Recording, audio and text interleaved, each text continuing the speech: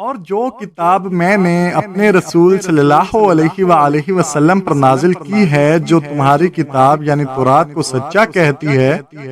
اس پر ایمان لاؤ اور اس سے منکر اول نہ بنو، اور میری آیتوں میں تحریف کر کے ان کے بدلے تھوڑی سی یعنی دنیاوی منافعت نہ حاصل کرو، اور مجھ ہی سے خوف رکھو، اور حق کو باطل کے ساتھ نہ ملاؤ، اور سچی بات کو جان بوجھ کر نہ چھپاؤ، اور نماز پڑھا کرو اور زکوٰۃ دیا کرو،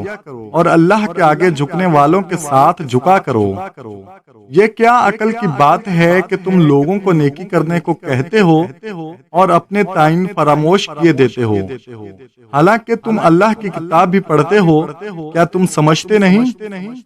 اور رنج و تکلیف میں صبر اور نماز سے مدد لیا کرو، اور بے شک نماز گراں ہے مگر ان لوگوں پر گراں نہیں جو عاجز کرنے والے ہیں، جو یقین کیے ہوئے ہیں کہ وہ اپنے پروردگار سے ملنے والے ہیں اور اس کی طرف لوٹ کر جانے والے ہیں۔